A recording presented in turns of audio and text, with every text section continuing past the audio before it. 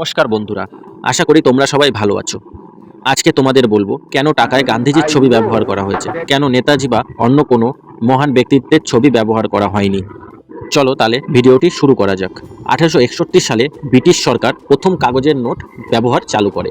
সেই সময় রানী ভিক্টোরিয়া, তারপরে ব্রিটিশ সরকারদের বিভিন্ন রাজার ছবি সেইখানে থাকতো।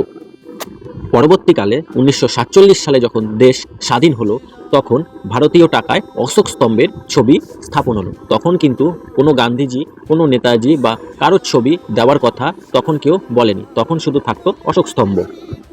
পরে 1969 সালে গান্ধীজির মৃত্যুর 100 বছরের উপলক্ষে তার ছবি ব্যবহার শুরু করে আরবিআই।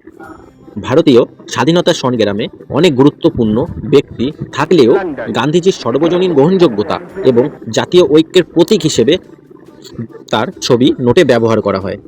এখানে তোমাদের বলে রাখি, যদি অন্য কোনো রাজনৈতিক নেতার ছবি সেই নোটে ব্যবহার করা হতো তাহলে অনেক বিরোধ তৈরি হতো।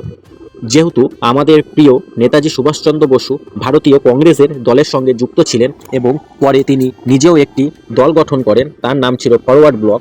তাই যেহেতু তিনি রাজনৈতিক দলে যুক্ত ছিলেন, তাই তার ছবি ব্যবহার করলে অনেকেই আপত্তি জানাতে পারত। তাই আরবিআই সেটা ব্যবহার করেনি। তখন কিন্তু এত নেতাজি সুভাষচন্দ্র বসুর ছবি দেওয়া নিয়ে দাবি ওঠেনি, যেটা এখন উঠছে।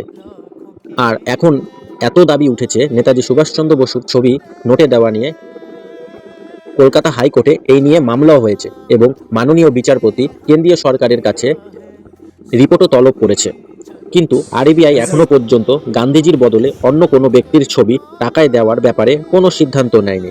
তাহলে তোমরা বুঝতে পেরেছো যে কেন গান্ধীজির ছবি নোটে ব্যবহার করা হয়, কেন নেতাজি, স্বামী বিবেকানন্দ, রবীন্দ্রনাথ ঠাকুরের ছবি নোটে ব্যবহার করা হয় না। হয়তো পরবর্তীকালে হতে পারে, সেটা একান্তই আরবিআইয়ের ওপরে এবং কেন্দ্রীয় সরকারের ওপরে নির্ভর করে।